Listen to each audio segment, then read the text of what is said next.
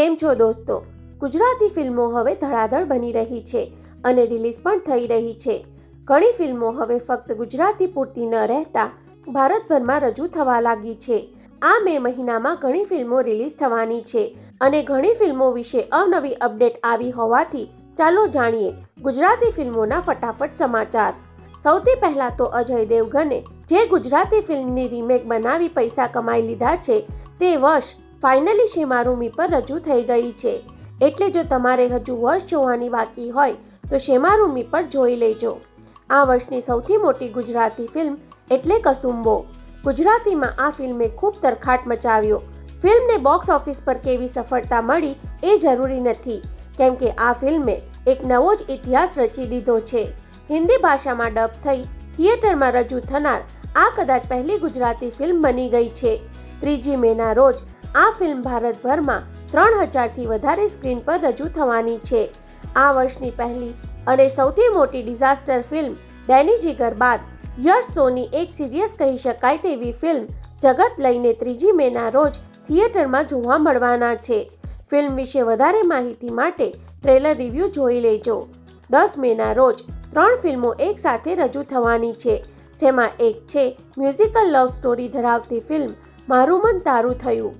બીજી છે fun, fashion અને એક્શનથી ભરપૂર ફિલ્મ S2G2 અને ત્રીજી છે સસ્પેન્સ થ્રિલરથી ભરપૂર ફિલ્મ ઇન્શ્યોરન્સ જીમી. ત્રણેય ફિલ્મોની હાઇપ પ્રમોશનના અભાવે જોઈએ તેવી હજુ થઈ નથી. કસુંબો બાદ જે ફિલ્મની સૌથી વધારે રાહ જોવાઈ રહી છે તેવી ગુજરાતી ફિલ્મ સમંદર હવે 17 મેના રોજ થિયેટરમાં રજૂ થશે. દોસ્તી અને ગેંગસ્ટર અને પોલિટિકલ ડ્રામાવાળી આ ફિલ્મ ધૂમ મચાવશે એવું અત્યારે લાગી રહ્યું છે. આ ફિલ્મના ગીતો પણ ખાસ્સા લોકપ્રિય થઈ ચૂક્યા છે. સમંદરને ટક્કર આપવા એક લવ સ્ટોરી અને રિવેન્જ સ્ટોરી ધરાવતી નવોદિત કલાકારની ફિલ્મ આઈ એમ મૂન રજૂ થવાની છે. આ ફિલ્મમાં ચેતન દહિયા ખતરનાક વિલનના પાત્રમાં જોવા મળવાના છે. આ વર્ષની શ્રેષ્ઠ હોરર કોમેડી ગુજરાતી ફિલ્મ સાબિત થઈ શકે તેવી જમકુડી 31 મેના રોજ થિયેટરમાં જોવા મળશે. આ ફિલ્મનું ટીઝર બોલિવૂડની ફિલ્મ ભૂલ ભુલૈયાને ટક્કર આપે તેવું હોવાથી આ ફિલ્મ માટે આતુરતાથી રાહ જોવાઈ રહી છે. કસુંબોથી હવે ગુજરાતી ફિલ્મોને હિન્દીમાં ડબ કરી રજૂ કરવાની પ્રથા શરૂ થઈ જશે. કસુંબો પહેલા ગુજરાતીમાં અને પછી હિન્દી ડબમાં રજૂ થઈ, જ્યારે ગુજરાતી સાથે જ હિન્દીમાં ડબ થઈ થિયેટરમાં રજૂ થનારી ફિલ્મ તરીકે ત્રિશા ઓન ધ રોક્સનું નામ યાદ રહી જશે. કૃષ્ણદેવ યાજ્ઞિકની આ ફિલ્મ બંને ભાષામાં 21 જૂનના રોજ રિલીઝ થવાની છે. 24 મેના રોજ ભાવિક બોજક અભિનીત ફિલ્મ આંગણવાડી રજૂ થશે. આ ફિલ્મનું હજુ ટીઝર કે ટ્રેલર રજૂ થયું નથી, ફક્ત ઓફિશિયલ પોસ્ટર રજૂ કરવામાં આવ્યું છે. 2022ની સુપરહિટ ફિલ્મ ફક્ત મહિલાઓ માટે બાદ હવે આ ફિલ્મના મેકર્સ જન્માષ્ટમી 2024 આસપાસ ફક્ત પુરુષો માટે નામની ફિલ્મ લઈને આવી રહ્યા છે, જેની વધારે માહિતી અમારી ચેનલ પર તમને મળી રહેશે. એપ્રિલ મહિનામાં રજૂ થનાર પારિવારિક હોરર કોમેડી ફિલ્મ ફાટીનેની રિલીઝ ડેટ પાછળ ખેંચાઈ છે, જે હવે ક્યારે રજૂ થશે તેના વિશે ઓફિશિયલ કોઈ માહિતી મળી નથી. 22 માર્ચના રોજ રજૂ થનાર સસ્પેન્સ થ્રિલર અને ગેંગરેપ પર આધારિત ફિલ્મ 31ની રિલીઝ ડેટ પણ બદલાઈ છે, જેના વિશે ઓફિશિયલ કોઈ ન્યૂઝ હજુ આવ્યા નથી. હું ઇકબાલના મેકર્સ એક નવી ફિલ્મનું શૂટિંગ કરી રહ્યા હતા, તે હવે પૂર્ણ થઈ ગયું છે. ફિલ્મનું નામ છે બ્રહ્મ. આ ફિલ્મ વિશે ડિટેલ માહિતી ધરાવતો વિડીયો અમારી ચેનલ પર જોવા મળી રહેશે.